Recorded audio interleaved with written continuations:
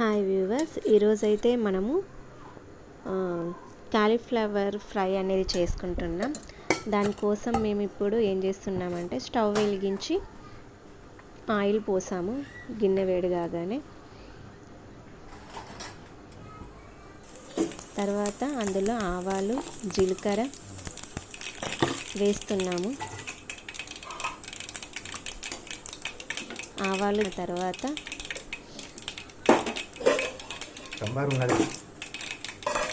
అందులో 2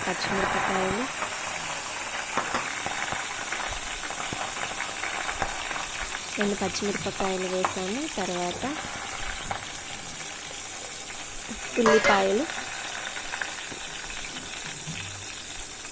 ఉల్లిపాయ ముక్కలు కూడా కట్ చేసి వేసుకున్నాము. తర్వాత వచ్చేసి కరివేపాకు రెమ్మలు. తర్వాత దాన్ని ఒకసారి స్పూన్తో కలుపుకుంటున్నాం.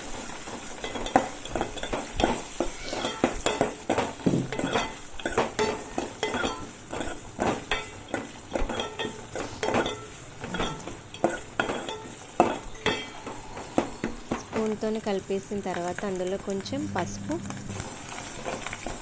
వేసుకొని మళ్ళీ ఒకసారి కలిపేసుకుంటున్నాం.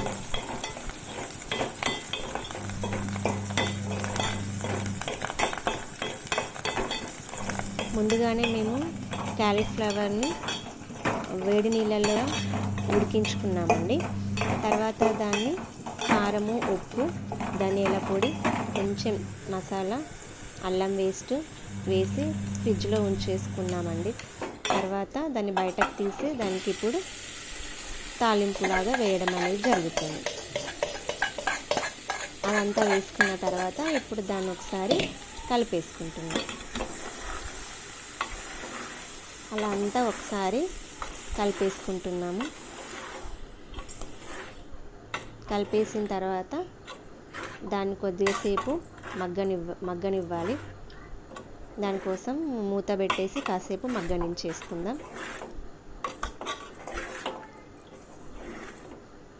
అదంతా ఒక్కసారి మొత్తం ఆయిల్ అంతా దానికి కలిసేటట్లుగా మంచిగా కలిపేస్తున్నాం.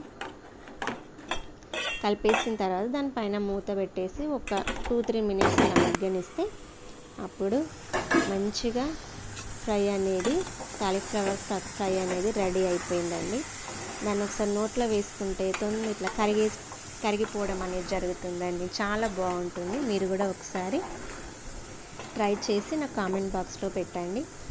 ఎందుకంటే కొంతమంది కాలీఫ్లవర్ అంటే ఇష్టపడరు కదా, అందుకే ఇలా చేస్తే చాలా బాగా తినడం అనేది జరుగుతుంది. నోట్లో వేసుకుంటే కరిగిపోతుంది అన్నది.